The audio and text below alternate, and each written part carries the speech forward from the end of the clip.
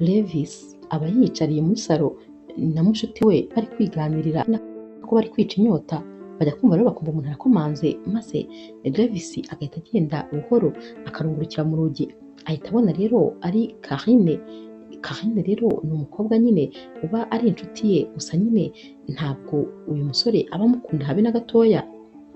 Abona rero ari we, maze agahita asubira inyuma anyunyumba, agahita abwira mushuti we ati noneho ndapfuye, ni Carine kandi rwose ntabwo nshaka kuvugana nawe.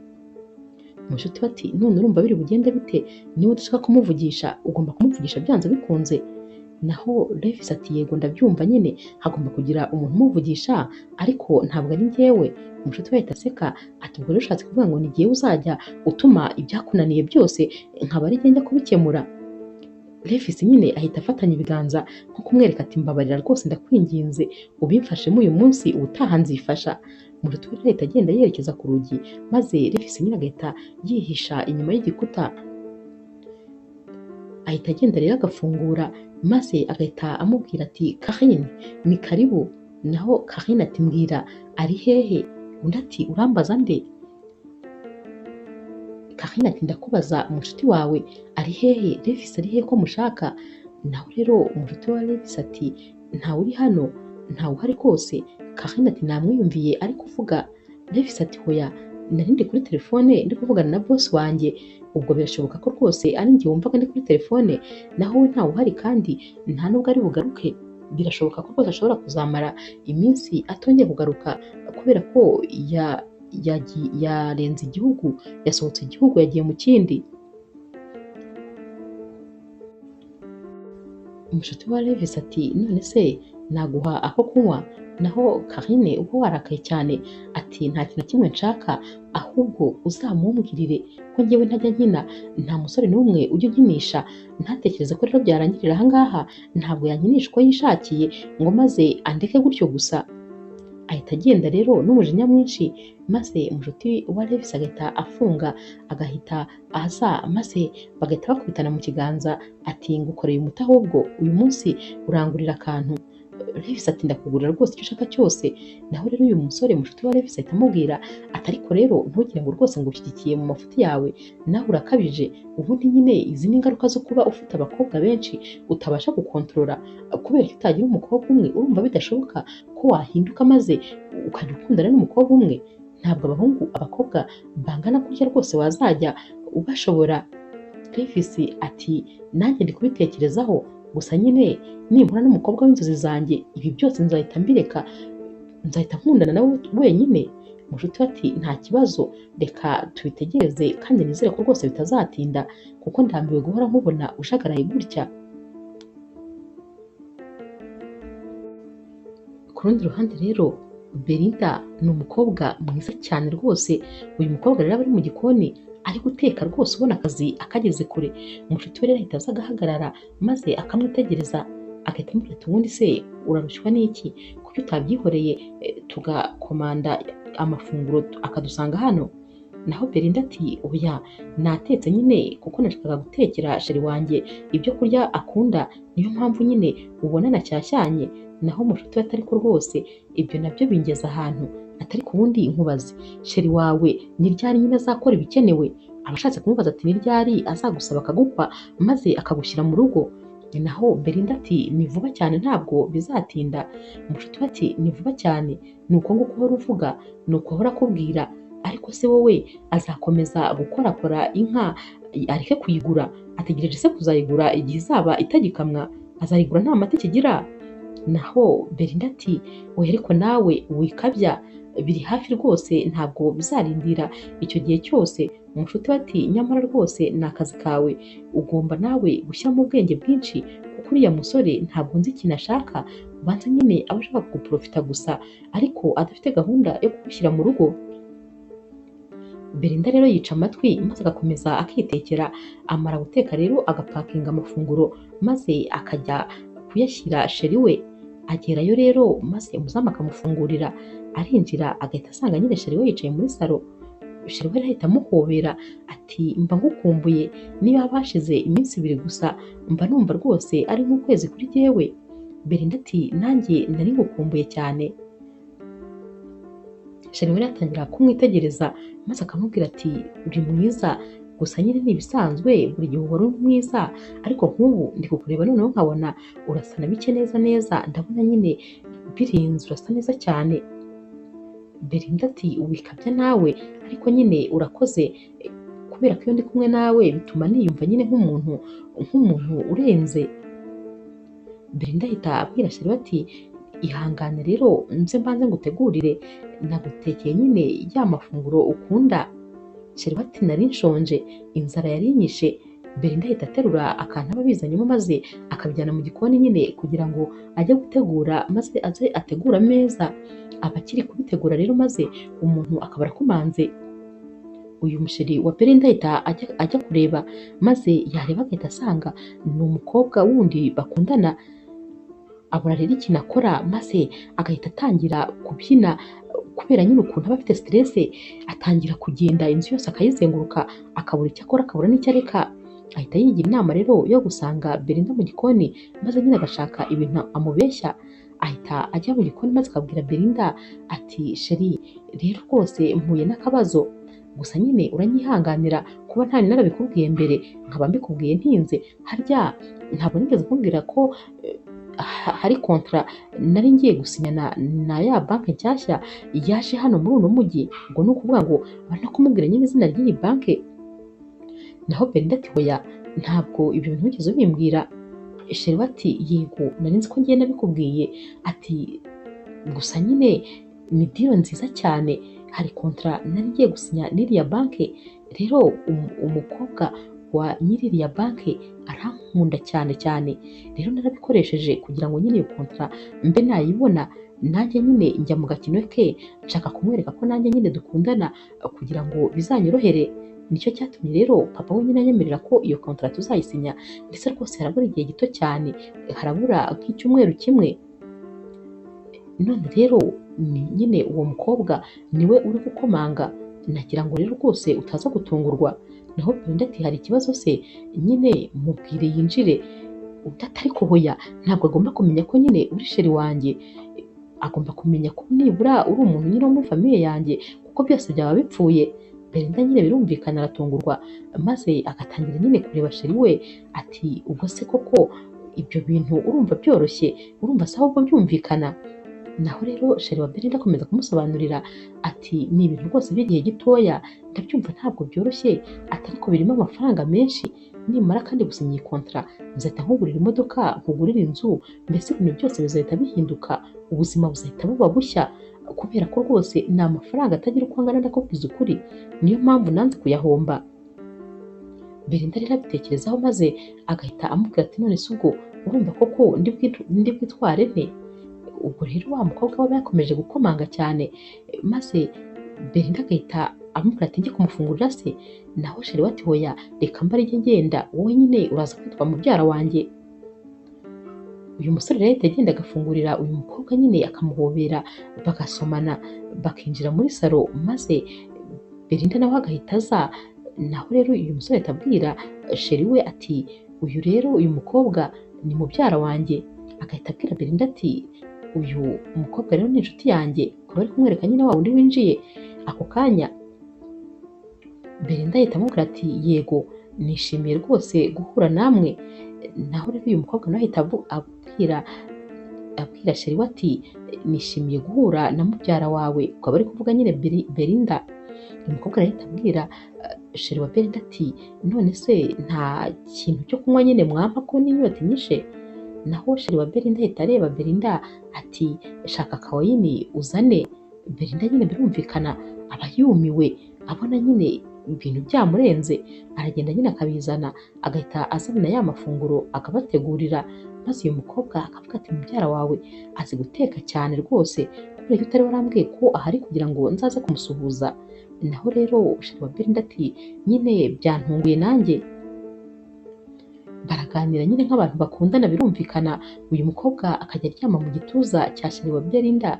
Belinda aba yashize, aba yenda nko guturika umutima, ariko arihangana.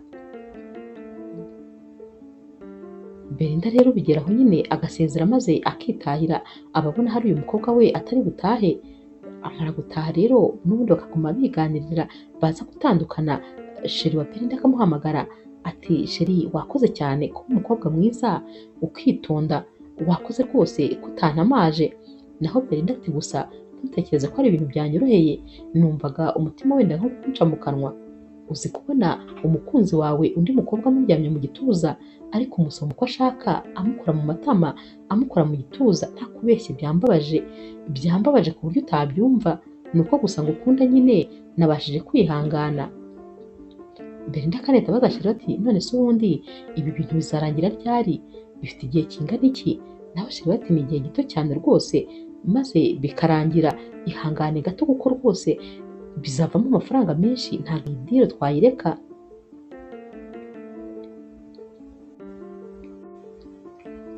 Izi nkuru rero Belinda azibwira mushuti we zose nyine uko zingana uko byagenze, maze mushuti we akumirwa akamubwira ati ariko se kubera iki wizera ibintu mu buryo bworoshye?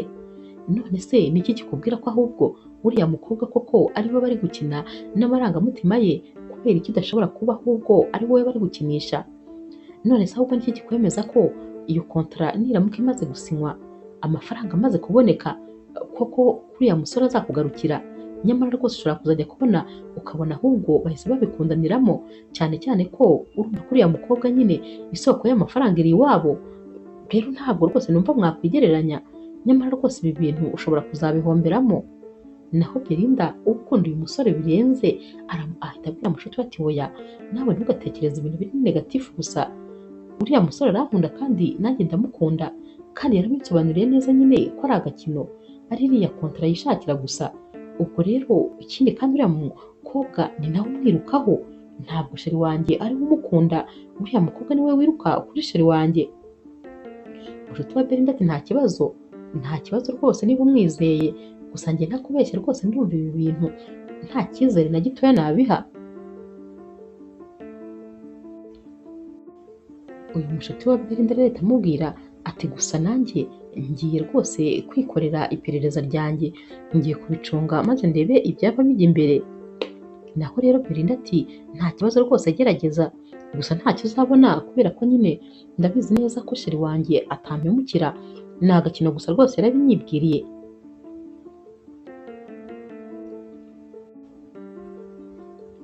Hashira iminsi rero uyu mushuti wa Belinda aba yigiriye muri supermarket guhaha nk'ibisanzwe. Ari kwinjira rero ajya kubona akabona wa musheri wa Belinda ndetse na wa mukobwa Belinda yamubwiraga bari gusohoka muri supermarket, nyine birumvikana baba basohokera mu wundi muryango kuko ntabwo aho binjirira ari naho baba basohokera. Uyu mukobwa rero arahagarara akabitegereza maze akabona neza rwose ko uyu musore ndetse n'uriya mukobwa bakundana kandi bya nyabyo, baba bari kugenda bakina nyine udukino twabo, bagenda basomana ntacyo bikanga, bafatanye ku rutugu, nyine ari abantu bari mu rukundo, rwa rukundo ariko rwinshi rugaragarira amaso. Uyu umucuti rero wa Belinda arahagarara akabitegereza maze rwose akabona neza yuko bari mu rukundo. Azunguza umutwe kubera ukuntu aba abonye ko uyu musore ari kubeshya Belinda. Uyu mukobwa rero arataha maze akigera mu rugo akabwira Belinda ati ntabwo wakumva ibintu niboneye n'amaso yanjye. Uzi yuko se uriya musore n'uriya mukobwa bakundana bya nyabyo? Tekereza ko rwose nababonye basohoka muri supermarket bafatanye urutoki ku rundi, bagenda basomana baseka, ubona nyine ko rwose ari couple kandi yishimye ndetse rwose inamenyeranye kandi yishimiranye. Belinda ati hoya rwose nawe wikabya, ntabwo nzi ikintu upfa na sheri wanjye, kuki buri gihe uba ushaka kumushyirishamo? Sheri wanjye ni umwana mwiza nta kibazo, ikindi kandi nyine nta gakino yarabimbwiye, ubwo nyine ari kugira ngo yemeze uriya mukobwa kugira ngo rwose bamuhe iriya kontara nyine batazuyaje, nta kundi kandi yabigenza, agomba kwigira nyine nk'aho bakundana kugira ngo uriya mukobwa nawe nyine yemere, noneho bizamunyureho papa we yemere ko basinyana kontara na sheri wanjye. Umushuti wa Belinda aramubwira ati nyamara sinzi impamvu uri kwinangira, sinzi impamvu rwose uri kuvunira ibiti mu matwi, ibintu ndi kukubwira nabyiboneye n'amaso yanjye, ahari nuko wowe utabashije kubona ibyo nabonye niyo mpamvu uri kubihakana, ariko ndakubwiza ukuri rwose nutagenza amaguru make uzarira ndakubwiza ukuri rwose, ahazaza hawe ni amarira gusa. Belinda ati hoya, humura rwose nanjye ndi umuntu mukuru, ikindi kandi nzi icyo nshaka, nanjye nzi kureba ibintu uko bimeze, ndabizi humura nta kibazo kizavukamo.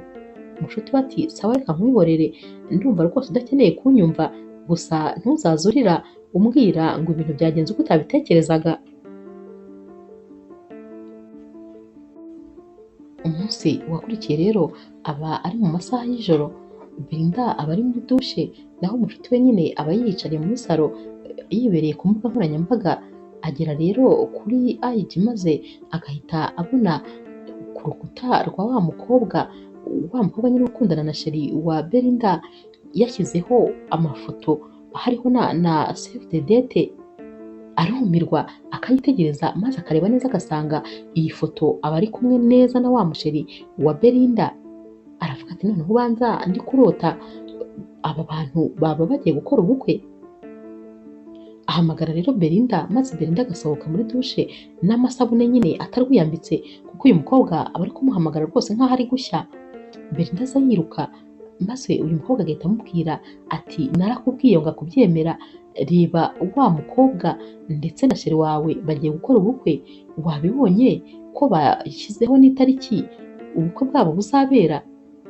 Belinda aritegereza neza maze akabwira uyu mukobwa ati hoya, ahari yenda iyi foto ni ifoto bedetinze, kubera ko sheri wanjye arankunda ntabwo yankora ibi bintu, ntabwo rwose yantenguha. Naho umushuti we ati ariko icyizere uba ufite ntabwo nzi ahantu gikura, kuki buri gihe wumva ko atabigukora, abahungu ni uko bameze. Ahubwo rwose Belinda arahita ajya gufata telefone kugira ngo ajye guhamagara uyu musore, nta nubwo areka nyine umushuti we arangiza kuvuga ibyo yavugaga. Maze uyu mukobwa nawe agahita yambura telefone Belinda ati utamuhamagara, ntabwo utamugize rwose, wamukoreye ibishoboka byose, wimuhamagara kuko ntabwo dukeneye kumuha umwanya wo kwisobanura, ahubwo ejo mu gitondo cya kare turaza kuzinduka maze tujye kumureba tumutunguye, turebe nyine ibiri kuberayo. Belinda agahita amubwira ati yego nta kibazo, gusa nyine Belinda rwose aba ababaye, ni uko aba yihagazeho ariko umutima uba uri kumurya, aba yumva adatuje adatekanye. Asubira muri dushe rero akoga neza, ariko ari gutekereza nyine ku iyi foto aba amaze kubona, agatekereza ati ariko ubu inshuti yanjye ibintu mbwira byaba ari byo koko, uyu musore w'inshuti yanjye yaba kuko akundana n'uriya mukobwa bya nyabyo. Abiburira igisubizo rero maze nyine bakaryama. Buracya mu gitondo barabyuka rwose bizinduye maze bakajya kureba nyine uyu musore. Bagera rero ku gipangu maze umuzamu akanga kubafungurira, arababwira ati nta muntu ugomba kwinjiramo hano. Naho rero Belinda ati nanjye usanzwe nza hano, usanzwe nzi, ni gute utareka twinjira? Uyu muzamu rero ahita ababwira ati hoya, ntabwo mwakwinjira kubera ko bosi wanjye ntawe uhari, yagiye ku kazi, rero ni amategeko nyine yampaye ko igihe adahari nta wundi muntu ugomba kuhinjira.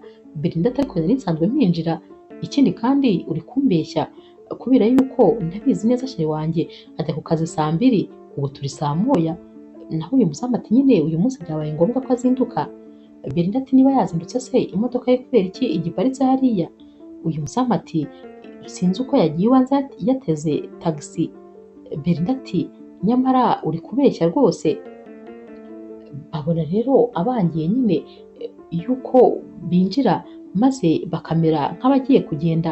Uyu muzamu nawe ahita akata nyine asubira mu kazu ke, maze bagahita binjira biruka cyane, bagahita binjira mu nzu kuko kuri salo haba hafunguye. Bahita binjira rero muri salo, maze wa mukobwa nyine aba yararanye neza na sheri wa Belinda, ahita abyuka ari kwibyiringira mu maso, maze agahita abwira Belinda ati umeze utese ko wazindutse, mubyara wawe aracyaryamye, kubera iki wazindutse cyane?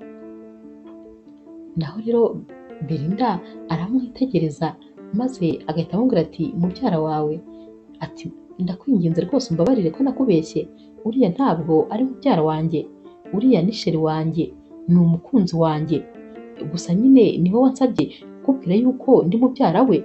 Uyu mukobwa rero wari uri kwibyiringira mu maso ahita akanura neza kuko ibitotsi bihita bishira, maze akitegereza neza Belinda ati mbwira ibintu uri kumbwira neza nkureba.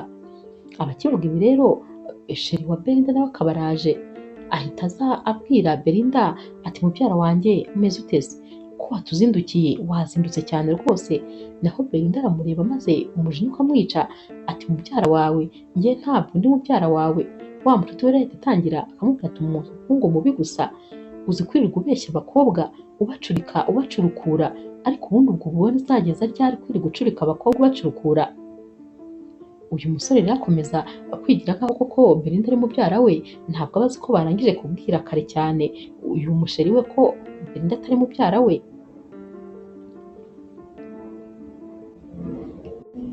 Uyu mukobwa baba bararanye rero ahita ahindukira akamubaza ati koko nibyo warambeshye bigeze aho? Maze uyu musore yabona nubura intama n'ibyuma agahita abwira uyu mukobwa bararanye ati rero rwose uyu mukobwa ntabwo mukunda, ahora anyiyomekaho, ahora nyine aza ashaka ko dukundana, kandi mu by'ukuri ngiye mufata nk'umuntu wo muri famiye. Noneho abakivuga ibi Belinda neza neza akumva isi yakwasama ikamumira, gusa nuko bitaba bishoboka. Belinda rero ahita abwira uyu mukobwa atumva nkubwire ibyo ari kukubwira nyine nanjye nibyo yakumbwiyeho. Yambwiye yuko impamvu muri kumwe ari ukugira ngo nyine azibonere kontra azasinyana na papa wawe, ari kugukoresha kugira ngo abigereho, naho ubundi rwose nta kindi kintu muhuriyeho. Uyu mukobwa arongera akareba wa musore ati koko se?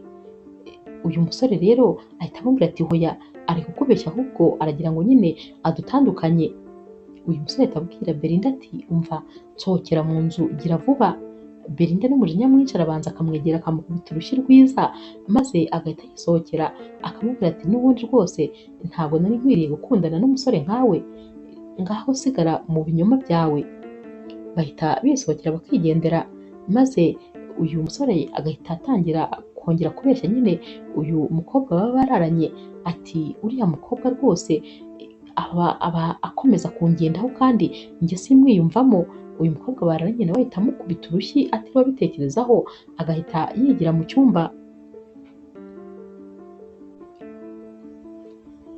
Belinda rero agera mu rugo yataye umutwe, amarira ari menshi, yananiwe kubyumva, kwihangana byanze neza neza.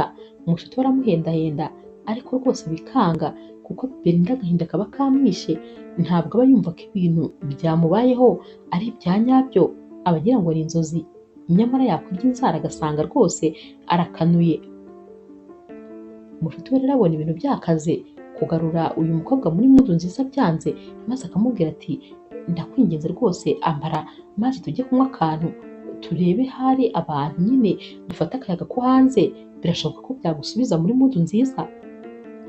Belinda rwose ubwo ubona wagira ngo ntabwo ari gutekereza ahita amubwira ati nta kibazo.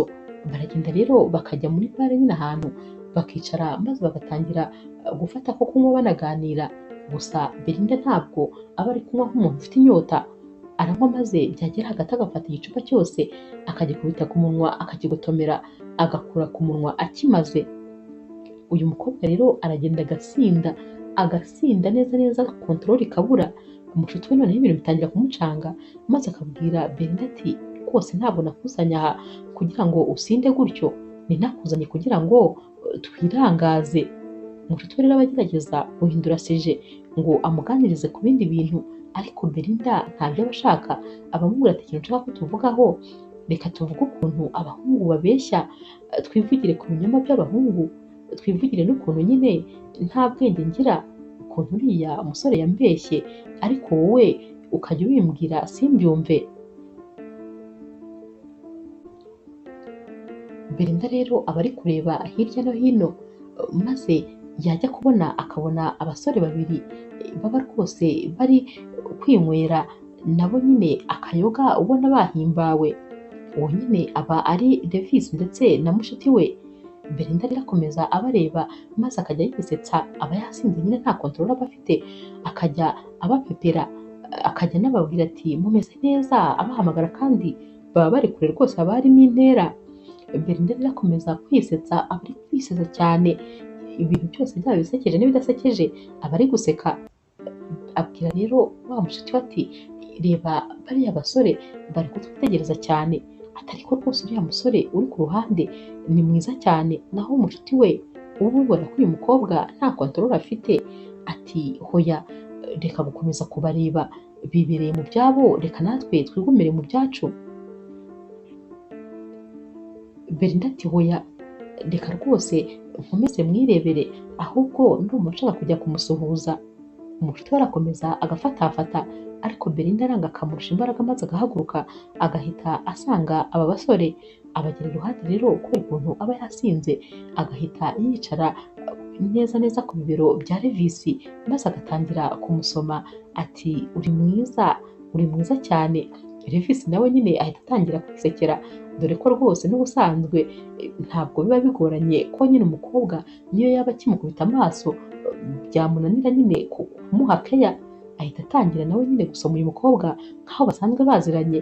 Umushuti we aba yumiwe maze bagatangira gusangira inzoga, Levisi amusomesha nawe yongera asoma, noneho aragenda agasinda bikarenga. Umushuti wa Melinda rero aramubwira ati ariko waje koko tugataha? Naho Belinda ati hoya, ntabwo nshaka gutaha, ati nizanye kandi ndaza no kwitahana, urabona se ntafite amaguru, amaguru yanjye nyine nayo ari buntahane, ndeka rero rwose niryohereze. Uyu mushuti wa Belinda nyine biramuyobera maze akamwihorera nyine akagumana n'aba basore, barasangira bigashira kera. Ndetse rwose uyu musore Levisi yajya gutaha, Belinda akamukurikira ati ntabwo nsiga, turatahana uko byagenda kose. Levisi rero nawe rwose biba bimeze nko korosora uwabyukaga, ahita amubwira ati nta kibazo, maze bagatahana bakararana iri joro ryose. Buracya mu gitondo rero Levisi akabyuka akajya muri dushe, afata rero amafaranga maze akayashyira ku meza. Mu kanya gato agaruka muri iki cyumba kureba yuko uyu mukobwa yakangutse, maze agasanga yakangutse. Naho rero Belinda we arakanguka akabona yaraye mu cyumba kitari icye, aratangira nyine akarebaguzwa, akayoberwa aho aryamye hariho. Ajya kubona akabona rero Levisi arinjiye, yinjira ari kumukomera mu mashyi ati umukobwa mwiza cyane, wankoreye ijoro rwose, icyakoze urarenze, ufite performance irenze ariko byumve, igihe rwose nahereye nari ntarahura n'umukobwa urenze nkawe, ubyumve rwose wankoreye ijoro, mbese urarenze rwose ubyumve. Kubera rero ukuntu urenze n'akazi kose wakoze, niyo mpamvu naguhaye ayo mafaranga, ni amadolari 200. Ni ubwa mbere nyahaye umuntu, ubundi sinajyaga nyaha abakobwa rwose twahuye nyine bigurisha, ariko wowe urarenze rwose, narenze aya ngaya nari kuyaguha. Belinda rero ahita ababara maze agahita amubwira ati gumana amafaranga yawe, ntayo nshaka. Ahita abyuka agahita afata ibintu bye byose nta gukaraba nta kimaze, agahita ataha yiruka. Levisi rero ayoberwa nyine by'uyu mukobwa, ati umukobwa wa mbere mpaye amafaranga angana gutya, none dore aranayanze. Belinda rero we arataha, maze mushuti we akimubona ati mana ushimwe rwose ko Belinda agarutse, nari ntahangayitse, sinari nzi aho uri, naguhamagaye hafi kugutwikira simukadi ariko nyine ntabwo witabaga. Belinda ati umbabarire ni ukuri mushuti wanjye, urumva narayinyweye inzoga ndasinda, nararanye na wa musore, gusa nyine ntabwo ibintu rwose byagenze neza. Abyutse yishimye nyine ngo ukuntu ijoro ryacu ryagenze, ariko nyamara yamfashe nk'umukobwa wigurisha. Uratekereza ko yabyutse maze akampa amafaranga? Uyu mushuti wa Belinda biramubabaza cyane, ariko akabwira Belinda ati none se ubundi urumva yari kugufata gute? Ni wowe wamwaprocinze uramusanga, rero yagize ngo nyine urigurisha. Ndakubwiza ukuri n'undi musore wese wari kubibona yari kumenya ko rwose wigurisha, rero wimurenganya, niko wamwiyeretse nyine, niyo mpamvu ari nako yagufashe. Belinda n'agahinda kaba ari kose, maze mushuti we nyine akamubwira ati ngaho nyine ihangane nta kundi, gusa nawe agahinda karakwishe maze rwose unanirwa kwikontorora. Ku rundi ruhande ariko Levisi we abwira mushuti we ati umva, ntabwo wakumva umukobwa twararanye ijoro, nakura muzi, wamubonye wa wundi twavanye nyine muri bare, uriya mukobwa ararenze ntabwo ushobora kubyumva, gusa nyine ikintu kimbabaje ni kimwe, ni ukuntu agiye maze akagenda atanatwaye nimero yanjye cyangwa se ngo ampiye basi nzajye muhamagara. Naho umushuti we ati ni ubwa mbere nkumvise uvuga ko rwose umukobwa arenze. Davis ati nawe nyine bitekerezeho, ararenze ntiwabyumva, ariko nyine se ikintu gitangaje reba ko namuhaye amafaranga maze akayanga. Naho umushuti ati ariko Davis narakubwiye, kubera iki abakobwa bose ubabonamo gukunda amafaranga, abakobwa bose ubabonamo abigurisha? Davis ati nyine nagize ngo arigurisha, ariko niyo ataba yigurisha ntacyo byahindura, n'ubundi abakobwa bose baba bashaka amafaranga, ngo baba bashaka tike, ngo baba bashaka amayinite, ngo baba bashaka ngo amafaranga ngo yo gukora mu mutwe. N'ubundi nta mukobwa udakunda amafaranga, yaba yigurisha cyangwa atigurisha, ni ngombwa nyine kumuha amafaranga mu buryo bumwe cyangwa ubundi. Umushuti wa Davis ati nyamara ntabwo abakobwa bose ari uko, abakobwa bose ntabwo bagenzwa nyine no gukurura amenyo. Uriya mukobwa njye nanamureba nabonaga rwose atari umukobwa usanzwe yigurisha, ahubwo sinzi ikibazo yari afite, wabonaga ko rwose afite ikintu cyamubangamiye, akaba ariyo mpamvu nyine yanyweye inzoga nyinshi agasinda. Kandi nanone wabonaga ko na mugenzi we yakomezaga kumugarura, bishatse kuvuga ko nyine si ibisanzwe byabo. Davis ati none se ubu uko numva rwose nshaka kuzongera kumubona, nzamubona gute?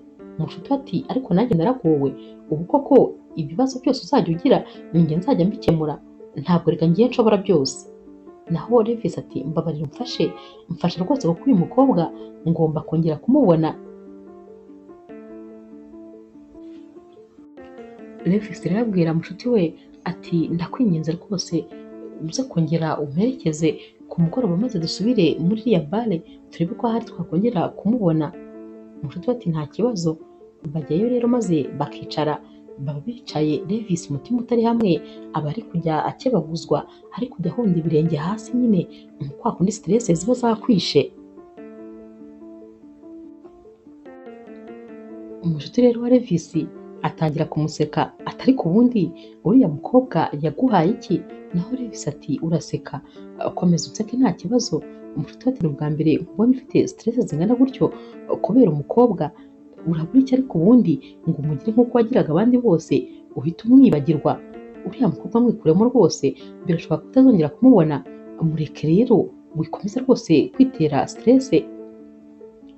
Davis akomeza kwihagararaho, ariko rwose aba yabuze amahoro, areba hirya no hino ntaba hari, ku buryo rwose n'icyo kunywa baba bamusukiye ataba yigeze agisomaho. Umushuti we aramukanga ati nguriya, maze Davis agahita ahaguruka yiruka, agahita asanga uyu mushuti we yamubeshyaga.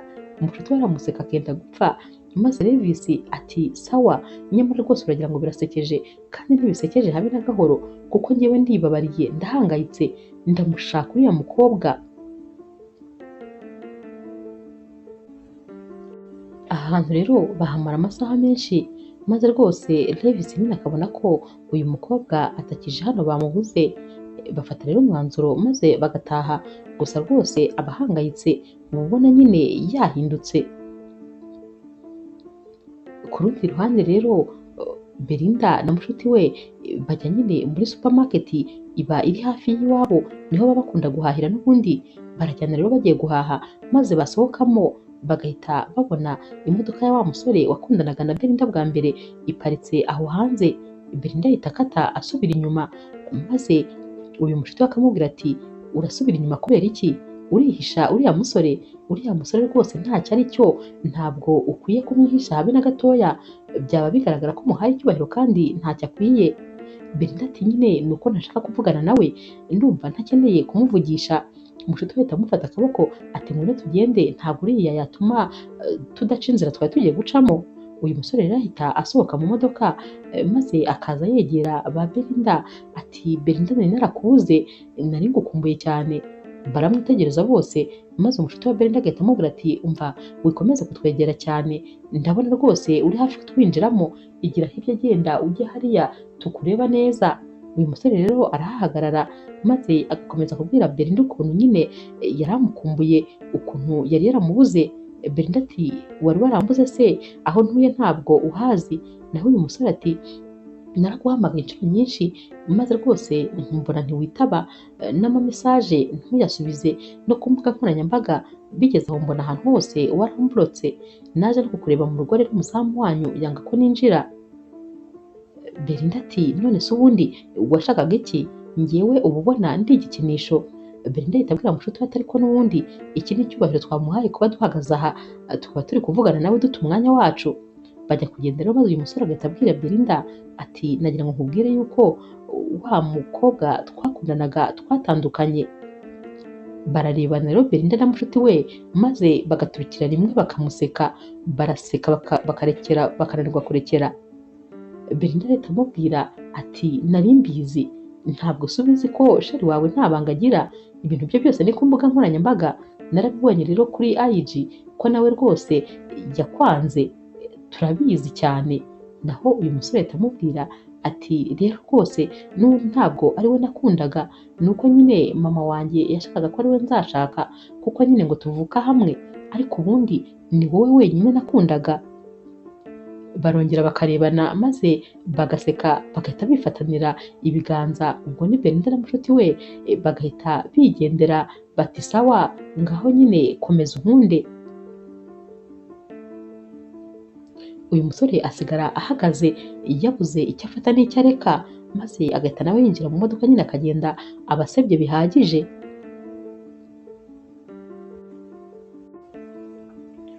Nyuma y'iminsi mike rero aba ari mu masaha y'igitondo, Belinda agera ku kazi yakererewe yiruka nyine ubona ibintu byamurenze.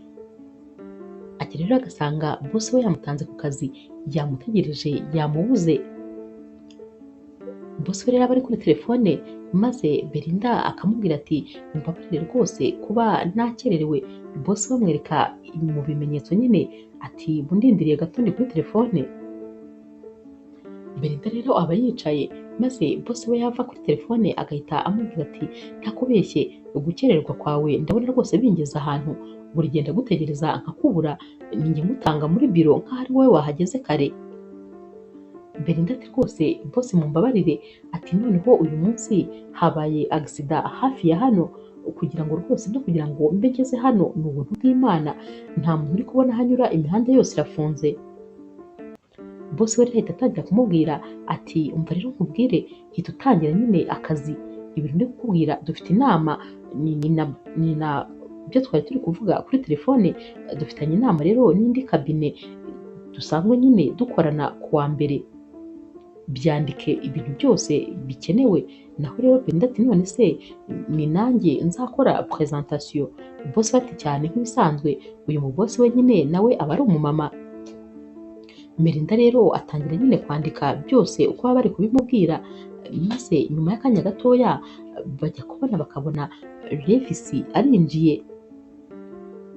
Belinda we birumvikana nyine ahita yumva aguye mu kantu, kubona uyu musore ahita abura uko yifata, akabura uko yicara, nyine ukabona ibintu byose birahindutse.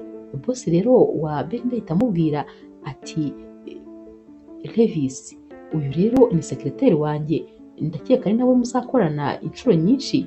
Agahita rero abwira Belinda ati Belinda, uyu rero ni manager wa ya kabine nyine twavugaga dufitanye inama ku wa mbere, niwe muzajya mukorana kenshi na kenshi. Uyu musore rero Levisi ahita ahereza ikiganza Belinda ati nishimiye kubamenya. Belinda nyine nawe akijijisha akigira nkaho nyine nta cyabaye. Baricara rero maze bagakomeza gukora nyine igisa n'akanama gatoya gategura nyine iyo nama baba bazakora ku wa mbere. Birarangira rero maze boss akababwira ati rero uyu munsi rwose birahagije, ndumva nyine twataha. Ahita abwira Belinda ati ariko harya ntutaha nyine muri iriya karitsiye aba yimubwira izina? Belinda ati yego. Ati rero n'uyu Levisi ni ataha rwose anyuze muri karitsiye yawe, ndumva rero ngewe yaguha lift kubera ko ino mihanda iragoye kuba umuntu yayibonamo imodoka, hari ambutiyaje ziteye ubwoba. Belinda ahita amubwira ati hoya nta kibazo rwose, yikwirirwa yigora, nta mpamvu zo kumuvuna. Naho rero boss we ahita amubwira ati hoya reka baguhe lift kubera ko byanagufasha kuba nyine utari butakaze ayo mafaranga wayabika ukaba wayakoresha ikindi kintu. Ahita abaza Levis ati hari icyo byaba bigutwaye se kumuha lift? Levis ati hoya rwose nabikorana ibyishimo byinshi cyane, nta kibazo ndamutwara mugezi iwabo. Boss rero ahita abasezera akigendera, maze Levis agasigara ari kwitegereza Belinda maze akajya amwenyura. Aba yishimye nyine nubwo aba amubonye bitunguranye, ariko umunezero aba ari wose. Abwira Belinda rero ati ngaho rero nimujye imbere nyine ubundi tugende mu cyubahiro cyinshi. Baragenda bagera ku modoka bakamufungurira umuryango, Belinda akicara na Levis nawe akicara nyine agatangira gutwara imodoka. Hashira akanya maze akabwira Belinda ati ariko ubu noneho boss wawe rwose ntawe uhari, reka gukomeza kwijijisha, uzi ko wigize nkaho neza neza utamenye, wagira ngo ni ubwa mbere umbonye. Belinda rero ahita amubwira ati njye nawe se twaba tuziranye, hari ahandi hantu twaba twarahuriye se? Niba hahari bimbwire nyine unyiyibutse hakiri kare, kuko njye rwose ndabona ari ubwa mbere nkubonye. Naho rero Levis akomeza kumubwira ati narakubuze, nasubiye hantu maze ndakubura burundu, nari narakubuze, nari nzi ko ntazongera no kukubona. Belinda rero yumva Levis nyine yatangiye kumwinjirira, maze agahita amubwira ati umva ngeza hano nta kibazo. Levis ati ariko ntabwo ariho bambwiye kukugeza. Belinda ati nta kibazo rwose ndakomeza n'amaguru, ngeza hano kuko hagarara. Levis rero arahagarara, ariko mbere yo kumukuramo agahita amubaza ati ariko se kubera iki koko uri kwigira nkaho njye nawe tutaziranye? Belinda ati impamvu nta yindi, ni uko nyine wamfashe nkaho nigurisha. Levis ahita amubwira ati ahwi, ati ahubwo noneho ndaruhutse, nibura kuba rwose ukinyibuka ntacyo bitwaye, ibindi byose uko waba warabifashe ntacyo bitwaye, ariko rero hagati aho nagira ngo rwose nkubwire ngo uzambabarire, urumva nyine uko twahuye byamfashaga gutekereza ko rwose wigurisha, nta kundi kuntu nari gutekereza, ariko nyine umbabarire ni ukuri kuko byarakubabaje, narabibonye ko n'amafaranga utigeze uyemera, nibura se wampa nimero yawe noneho tukajya tuvugana. Belinda ahita ava mu modoka yizunguza yikaraga, maze agahita yigendera, ntabwo yashaka gukomeza kuvugana n'uyu musore. Levis we rero ibyishimo biri byose ahita ashyiramo umuziki, maze akagenda ari kubyina inzira zose, agenda aririmba abyina anezerewe, umunezero ari wose. Si we rero ubona ageze mu rugo, maze akabwira mushuti we ati mbabarira umbwire uyu munsi urifuza kunywa iki, urarya iki, mbwira ikintu cyose ushaka kubera ko ndishimye kandi ikintu cyose waba ushaka ndagikora. Mushuti we ati ariko ndifuza kumenya ikintu cyagushimishije, ukuntu wajya guhurira byagoranye none uri kubinkingira. Levis ati uzi yuko nahuye na wa mukobwa, nasanze akorera muri ya kabine nyine tugiye kujya dukorana kenshi, nishimye ntabwo ushobora kubyumva, noneho ukuntu byantunguye, gusa namukubise amaso, noneho neza neza numva sinzi ibintu binyiritse umubiri wose. Uzi uriya mukobwa ni mwiza ntushobora kubyumva, rya joro burya twamubonye nyine tukabona ni mwiza kandi yari yanasinze ameze kwa kundi, ni mwiza wowe mbikubwiye ntabwo wabyumva, ni umukobwa mwiza utuje, mbese ni umukobwa w'inzozi zanjye ndakubwiza ukuri. Uriya mukobwa namubonye umva, noneho namubonye umutima umvamo neza neza. Mushuti we ati ndumva rwose noneho bavuye mu byawe. Levis ati urabivuga urabizi se? Mushuti we ati rero noneho nta kibazo, reka tubinywere kubera ko rwose tugomba kubiserebura byanze bikunze. Ku cyumweru rero nimugoroba, bosi wa Belinda ahamagara Levis maze akamubwira ati uribuka nyine ko dufite inama ku wa mbere? Ahita amubwira nyine aho bazakorera inama, naho Levis akamubwira ati ariko rwose mfite ingorane kuhagera byagorana, ariko bishobotse inama dushobora no kuyikorera iwanjye, kuko nyine aba ari Belinda bazohereza nyine akaza bakavugana na Levis. Boss rero wa Belinda yumva nyine nta kibazo maze akamubwira ati okay, noneho uze kundangira aho utuye, ubwo Belinda nzamubwira aze nyine n'ubundi mukore nyine ibyo mwagombaga gukora birangire. Levis ati nta kibazo rwose. Levis rero amara kumva ko noneho Belinda azaza mu rugo iwe akishima maze akavuga ati noneho rwose ngize Imana nzongera kumubona ntuje ntekanye. Belinda we rero boss we aramuhamagara maze akamubwira ko nyine agomba bazakorera inama kwa Levis. Ashaka kubyanga ariko agasanga ntabwo yabona ikintu asobanurira boss we gitumye abyanga. Ava kuri telefone maze akabwira umushuti we ati ntakubeshye ntabwo rwose ibi bintu nabishakaga kuzajya kwa Levis ndetse ari njye njyenyine njye nawe gusa, ariko nanone nta busobanuro nabona nka boss wanjye impamvu ntari bujyeyo, cyane cyane ko boss wanjye we yumva nta kibazo kuba inama ariho twayikorera njye na Levis. Umushuti we aramubwira ati nta kibazo rero nyine ihangane genda nyine bibe iby'akazi gusa ntiyinjire mu bindi nyine bitarebana n'akazi, ndakeka kandi nawe ibyo bintu atabikora.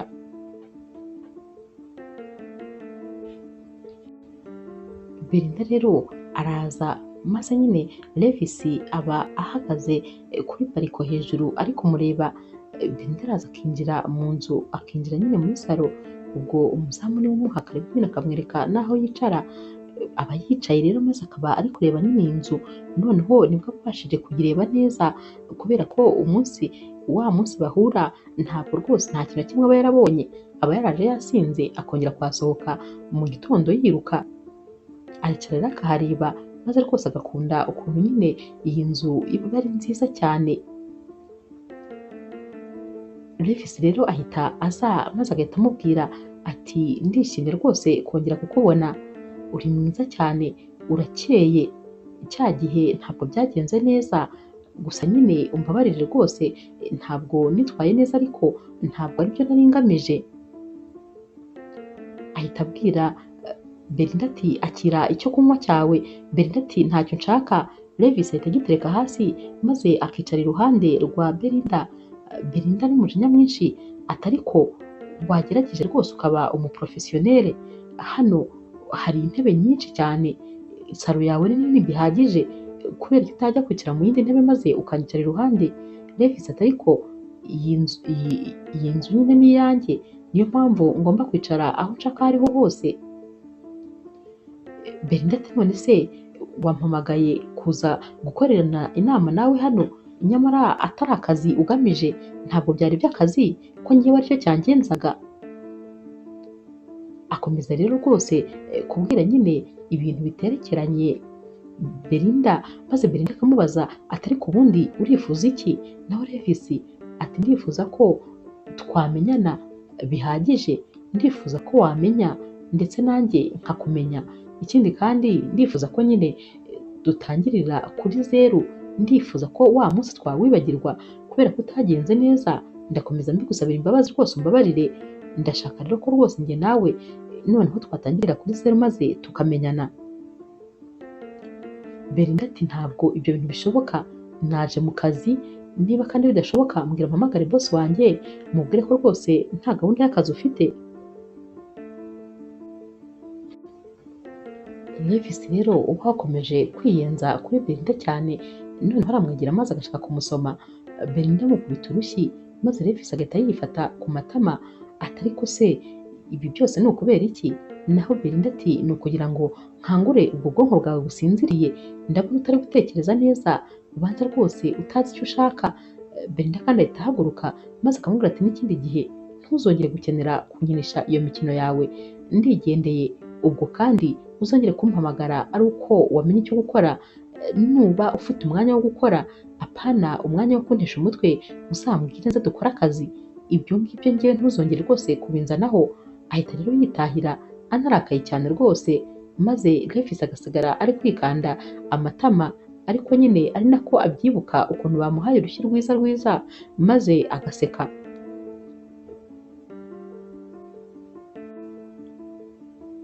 Hashira iminsi mike rero aba ari muri wikendi, Belinda aba ari mu rugo ari kuruhuka ajya kumva ukuntu umuntu arakomanze, arafungura rero maze agasanga ni umusore. Uyu musore ahita amuhereza impano aba afite, aba ari agapfunyika rwose gafunze neza cyane, agahereza Belinda, maze Belinda ati bivuye hehe? Ni ibiki? Uyu musore aramubwira ati uraza gufungura urebe nyine uramenya uwabikoherereje. Belinda ahita amubwira ati urakoze, akinjira mu nzu maze agahita afungura rero iyi mpano, ahita asanga rero ari agakufi keza cyane kaba harimo n'agakarita nyine kanditse ko iyi mpano yavuye kwa Levis. Ahita afata telefone maze agahamagara Levis ati ariko rwose ubundi urashaka iki? Naho Levis ati iyo mpano se wayikunze?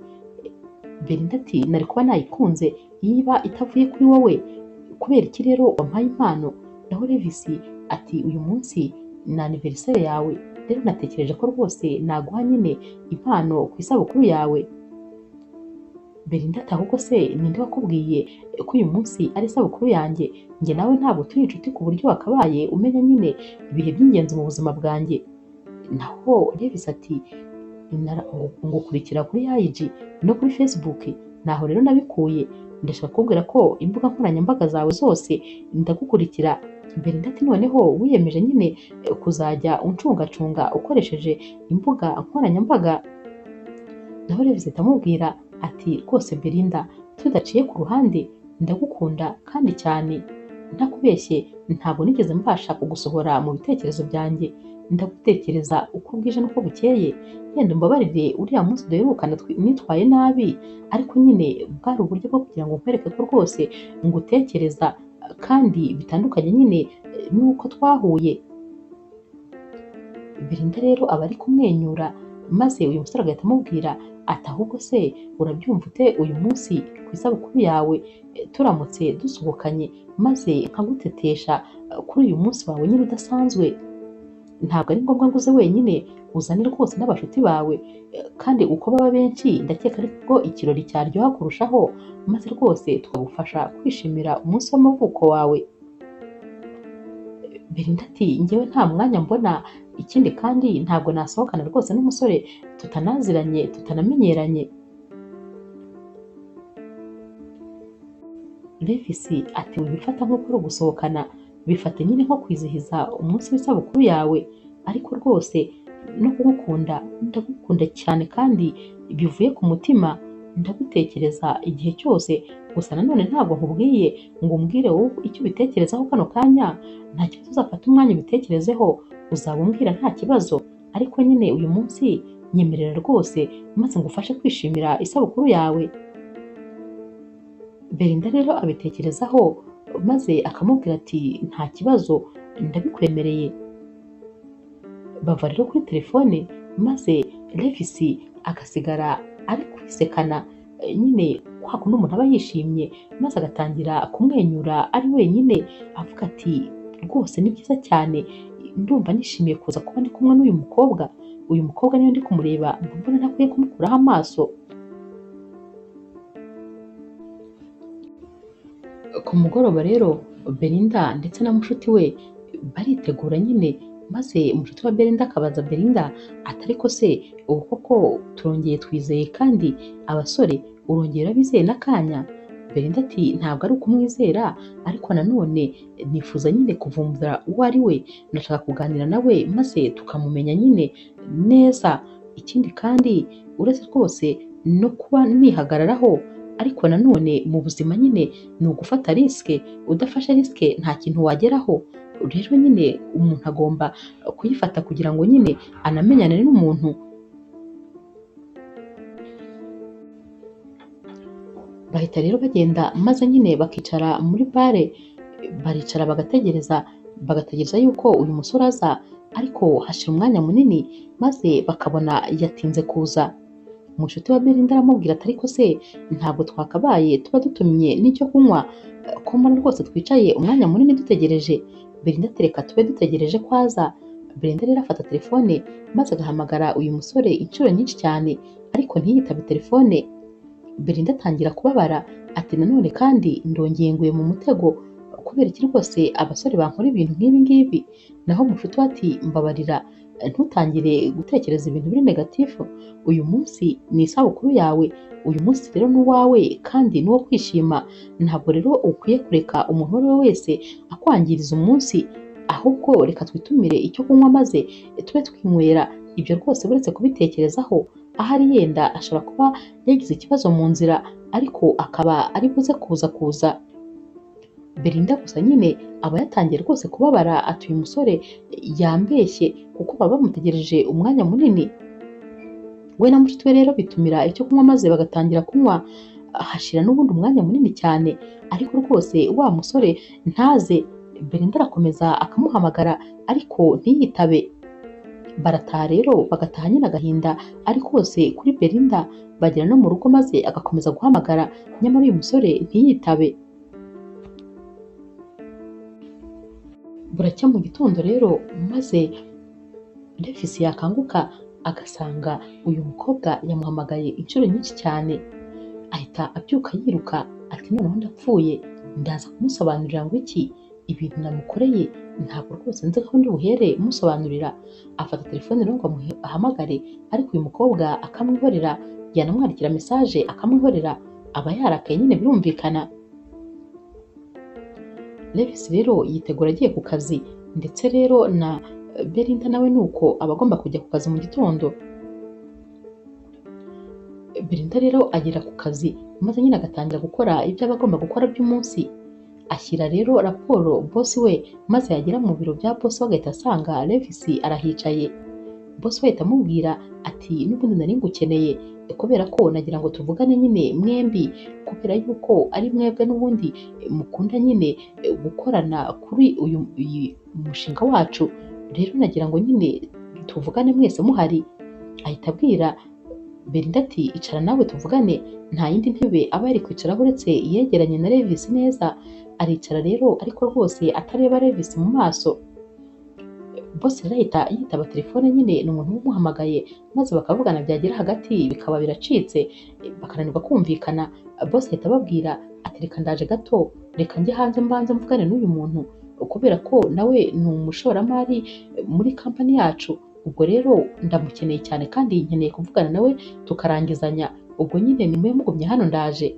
Abagisohoka maze Davis agahita atangira kubwira Belinda ati ndakwinginze rwose mbabarira, gusa maze kugusaba imbabazi inshuro nyinshi, aha rubanza rwose nararengereye mu makosa.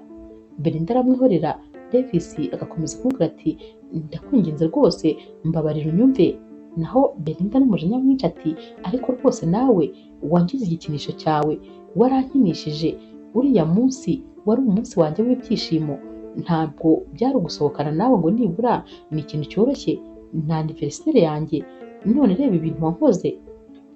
Davis ati nyamara rwose ntabwo nanjye ari jye, nanjye narwaye umugongo maze umugongo urandya cyane kuko n'ubundi nyine n'ubu ni ibisanzwe, umugongo usanzwe ujya undya kenshi, rero nahise mpamagara umusore w'inshuti yanjye ufite farumasi ngo anzanire imiti igabanya ububabare, maze nyine mu kwibeshya anzanira imiti isinziriza aho kugira ngo azane nyine igabanya ububabare, ntabwo nawe yari yabibonye.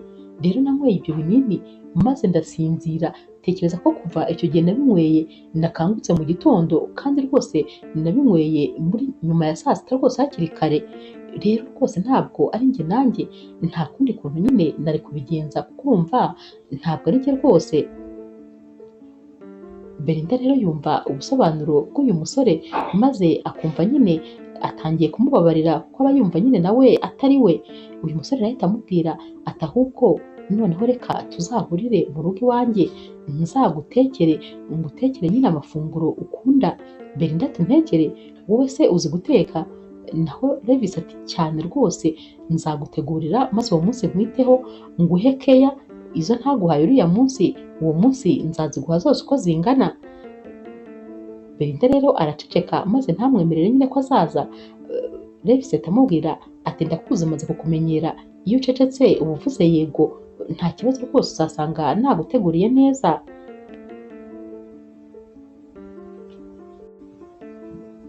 Uyu munsi rero baba basezeranye uragera maze Belinda akambara agakanzu keza cyane akisiga mu makeup, aba asa neza cyane rwose, arihumuza akitera agaparufe umuhumuro buri wose, naho Levis ku ruhande rwe arateka agategura ameza nyine ari romantike, agashyiraho amabuji, agashyiraho indabyo zihumura neza, agategura akawayini ndetse n'uturahure twiza cyane, agategura amafunguro adasanzwe. Amara rero gutegura ibintu byose maze akumva umuntu arakomanze, ajya gufungura maze agahita asanga ni wa mukobwa rwose ujya umuzonga. Nyamara uyu mukobwa ntabwo Levis aba amukunda habe na gahoro, aba akinjira rero maze agahita amubwira ati wawu, ati ibintu byose ndabona bimeze neza, ndabona wari wanyiteguye. Levis ati ntabwo rwose ari wowe niteguye, naho uyu mukobwa ati ndabizi neza ko nta wundi witeguye, simbona se uri wenyine, hari undi muntu muri kumwe. Ubwo nyine ibi byose ni ibyanjye. Ahita afata rero akarahure maze agatangira kwinywera, ndetse rwose agafata n'isahane baba bateguriye Belinda agatangira kwiseriva. Levis rero ibintu byose biramucanga, akabura icyo akora, akabura icyo areka, abogeberwa nyine ibi bintu ukuntu ari bubigenze. Belinda rero ahita akomanga maze Levis akajya kumufungurira n'igihunga cyinshi. Belinda akinjira, uyu mukobwa ahita atangira ati ariko se sheri, uwo mukobwa noneho we ni uwa hehe? Ntumbwire ko rwose usigaye unca inyuma. Belinda arahagarara agahita amera nk'isitati ati ngo iki? Naho rero uyu mukobwa ati wowe uje kureba sheri wanjye, uri iki cye? Uri mushiki we? Mupfana iki? Naho Levis ntabwo rwose uyu mukobwa aba ari gutuma avuga ngo asobanurire Belinda. Belinda rero n'umujinya mwinshi ahita amubwira ati none nari ntangaye rwose ko hari ikintu kizima wakora. Nibyo nyine wagira ngo unyereka yuko ufite umusheri, wagira ngo unyereka ko ntacyo mvuze n'ubundi ukomeze unteshe umutwe. Ahita rero yigendera maze Levis akabura ikintu akora, ahita afata uyu mukobwa akamusohora nawe agahita afungaho. Afata telefone kugira ngo ahamagare Belinda, ariko Belinda aba yarakaye cyane, ntabwo rwose aba ashaka kumwitaba.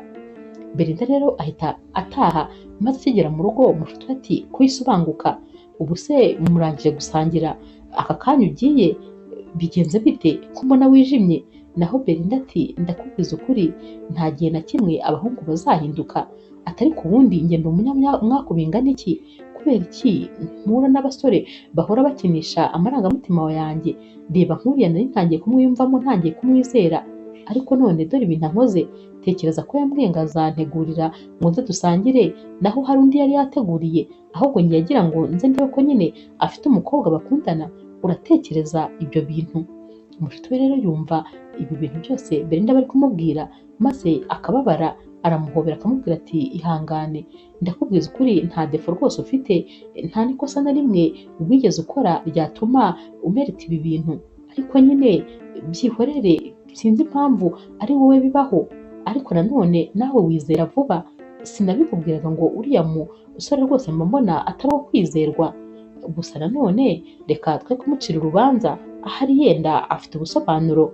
Naho Belinda ati nta busobanuro bw'uriya musore nkeneye habe na bukeya, ibyo nabonye n'amaso yanjye, ibyo uriya mukobwa yanyibwiriye, kandi nta kintu na kimwe yigeze arenzaho.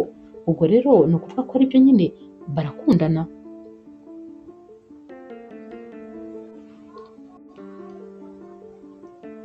Levis rero akomeza kugenda rwose ahamagara uyu mukobwa ariko ntamwitabe.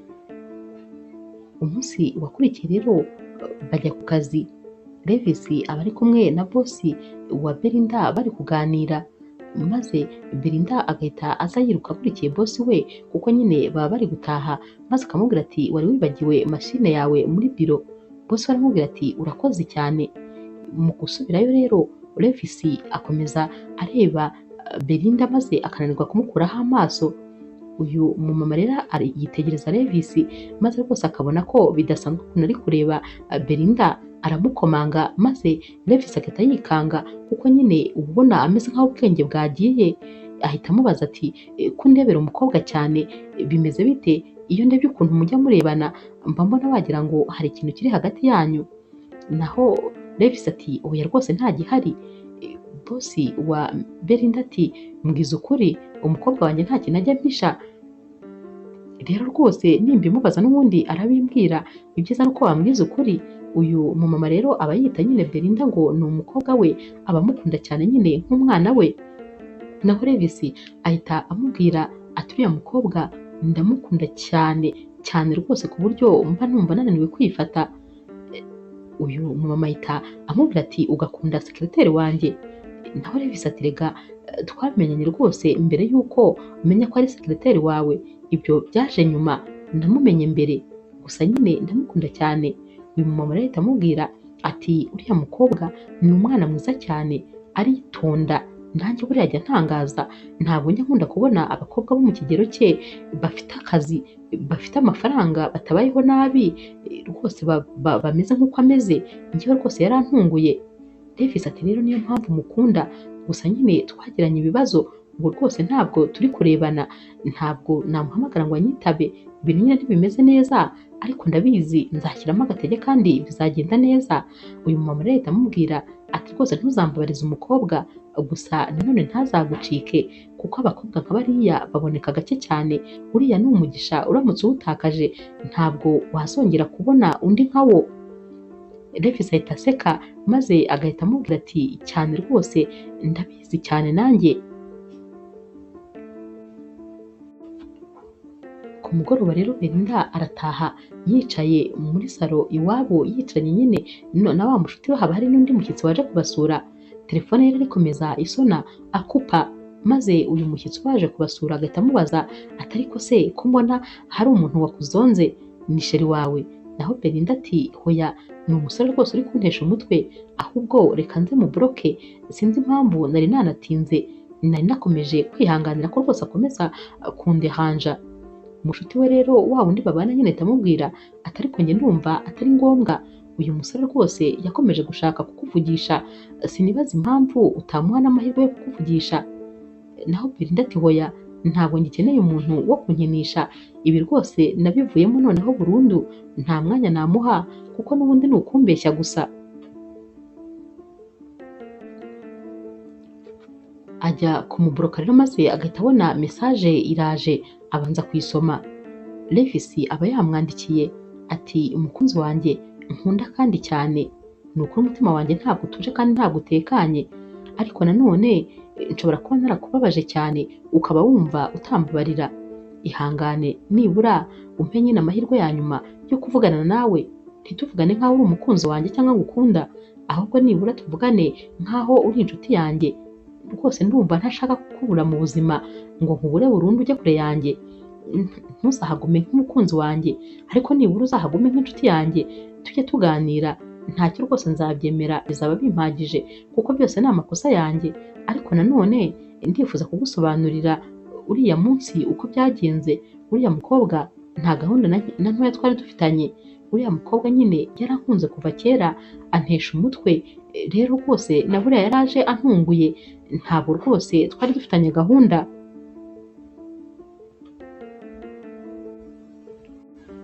Niba rwose wumva byashoboka umbabarire unyumve kandi umbabarire, ntabwo nigeze nshaka kuguca inyuma, nta nubwo nabirota, kandi niba warabibonye neza wasanze nyine nanjye nambaye rwose nk'uwakwiteguye, ntabwo nari gutumira abakobwa babiri icyarimwe. Urabyumva ko ibyo bintu bitari gushoboka habe na gatoya. Yaje rwose yizanye, ntabwo nari navuganye nawe. Belinda rero amara gusoma iyi message maze agahereza telefone nyine aba bashuti be kugira ngo basome nabo. Wa mushuti we rero babana ahita amubwira ati nyamara rwose uyu musore ashobora kuba ibintu akubwira ari ibya nyabyo, burya ntukime umwanya umuntu wo kwisobanura, ndetse niba wa mugani wawe udashaka yuko mubonana nk'aho mukundana, nta kibazo bimwemerere maze muhure nk'inshuti nyine zisanzwe. Belinda ahita amubwira ati nta kibazo, reka nyine mbimwemerere tuvugane bwa nyuma, gusa nazana ibintu byo kongera kuntereta ntabwo biri buvemo, kuko rwose ndi kubibona ko abasore bose ari abo kumbeshya gusa. Belinda rero yemera guhura na Levis, ariko nyine bagahura nk'inshuti zisanzwe. baraganira rero maze Levis akamubwira ati rwose nta kibazo, ndanyuzwe ntacyo, reka twibere inshuti zisanzwe. Belinda arabimwemerera maze Levis akamubwira ati rero ubwo ubinyemereye mfite nyine ubukwe bw'umushuti wanjye kandi nkeneye umuntu uzamperekeza, uwo muntu rero nta wundi ni wowe. Naho Belinda ati nzaguherekeza se mu ruhe rwego? Levis ati ntitumaze kubivugana se, uzamperekeza nk'inshuti yanjye. Inshuti rwose ntabwo bibujijwe kuba zasohokana cyangwa se imwe yaherekeza indi mu birori. Belinda ati nta kibazo. Levis ati ahubwo se urabyumva ute turamutse tugiye gusangira nk'akantu tukanaganira nyine nk'inshuti zisanzwe? Belinda aramubwira ati nta kibazo, maze bakajyana muri resitora. Uyu munsi rero baragenda bagasangira maze rwose Levis agaha keya Belinda atigeze abona. Belinda arishima maze bataha Levis akamucyura. Baba bari mu modoka rero bari gutaha, Levis akamubwira ati uyu munsi se wakugendekeye gute? Naho Belinda ati uyu munsi wambereye mwiza cyane. Levis ati sinari nabikubwiye se? Nari nabikubwiye ko rwose uyu munsi ngomba kugufata nk'umwamikazi. Yego nyine uri inshuti yanjye isanzwe, ariko ukwiye ibyiza ndetse rwose kurusha n'ibyo ubona ubu ngubu. Belinda rero ataha rwose ubona akeye mu maso, aba yishimye nyine kuko rwose aba yamaze umunsi mwiza, aba yagize umunsi nyine uryoshye. Umushuti we rero aramubaza ati ko ndeba noneho atari ibisanzwe, ko wishimye cyane, bimeze bite? Naho Belinda ati nari nasohokanye na Levis ariko yamfashe neza, yanjyanye ahantu heza, mbese nishimye birenze ibikenewe. Umushuti we rero ahita atangira guseka ati uri mu rukundo rwose nakubonye, noneho wavuye ku izima wemera ko mukundana? Belinda ati oya, ntabwo dukundana rwose, ni inshuti yanjye isanzwe. Akomeza rero kumuvuga nyine uko byari bimeze, maze umushuti we ati nakumvise, uyu musore uramukunda ndetse cyane, ukuntu uri kumuvuga uri kumuvugana urukundo, uri kumuvuga rwose mu buryo budasanzwe bwumvikana ko umukunda kandi rwose cyane. Wikendi yakurikiye rero Levis asaba Belinda ko noneho yazaza kumusura, noneho nyine bagasangira yamuteguriye nk'uko byari kugenda wa munsi. Belinda rero aramubwira ati gusa nizere ko nyine ari tuzasangira nk'inshuti, nizere ko rwose bitazongera kugenda nabi kwa kundi. Levis ati nta kibazo. Uwo munsi rero Levis aramwitegura, akamutekera, akamutegurira neza cyane nyine. Belinda rero ajya kumureba maze uyu munsi bagasangira, uba ari umunsi w'ibyishimo nyine, baba bamaze kumenyerana kandi rwose baba basigaye noneho ibintu byose baba bishimye, nubwo baba bafatana nk'inshuti zisanzwe ariko mu by'ukuri baba bakundana nyine, ariko ntawe ushaka kubibwira undi. Belinda rero aryoherwa n'aya mafunguro maze akabwira Levis ati aya mafunguro araryoshye cyane, ndifuza ko nyine wambwira ibintu byose uba wakoresheje n'uko yategura maze nanjye nkazajya nyategura. Levis ati kondisiyo ni imwe gusa kugira ngo mbikwemerere, niwemera nanjye kuba sheri wanjye byemewe, ukemera kuba umukunzi wanjye nyine, nanjye rwose nzaguha iyi formule y'uko bigenda nyine byose. Belinda rero aramwitegereza ati kandi ibyo twarabirenze, twaravuze nyine ko bidashoboka. Levis ahita ahaguruka maze agahagurutsa Belinda.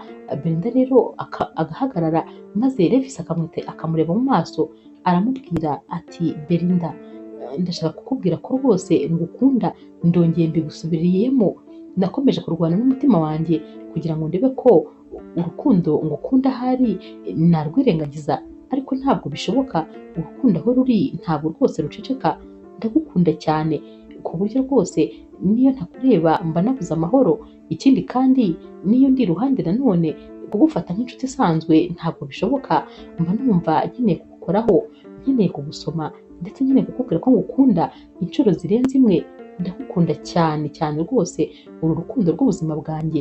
Nahoraga mvuga ko umunsi nabonye umukunzi rwose nzahinduka wese, ariko byarenze no guhinduka. kuva nakubona nahise menya ko nyine ari wowe rukundo rwanjye rw'ubuzima bwanjye. Ndagukunda cyane, ndakubwiza ukuri kandi unyemereye rwose tugakundana ntabwo wazigera ubyicuza. Nizere ko rwose warangije kumbabarira ibyabaye byose, cyane cyane ko byinshi muri byo buriya rwose ntabwo ari ibintu byabaga ari ibya nyabyo, ni ibintu nyine byabaga ari nko kwibeshya, maze rwose bigatuma njye nawe tudahuza neza. Belinda rero uba ari kwitegereza uyu musore mu maso adahumbya, ahita amubwira ati nanjye ndagukunda, maze Levis agahita amuhobera, aramusoma, akamuterura, akamuzengurutsa inzu yose kubera nyine ukuntu aba yishimye. Aramubwira ati uyu munsi niwo munsi wa mbere mbashije kwishima mu buzima, ikindi kandi ni wowe mukobwa mbashije gukunda bya nyabyo mu buzima bwanjye. Ndagukunda cyane rwose kandi urakoze kwemera kumbera umukunzi. Belinda rero ahita atangira nawe gusakuza ati ndishimye cyane, nanjye uyu munsi ni umunsi rwose ntazigera nibagirwa mu buzima bwanjye. Levis rero arongera maze agahobera Belinda. Inkuru yacu y'urukundo rero naho tuyisoreje, mwakoze kuyikurikira. Niba ukunda inkuru z'urukundo zica kuri Zasha TV, ntukagende udakoze subscribe, like, share na comment. Ni inkunga ikomeye kuri twebwe. Ndabakunda cyane rero nk'ibisanzwe.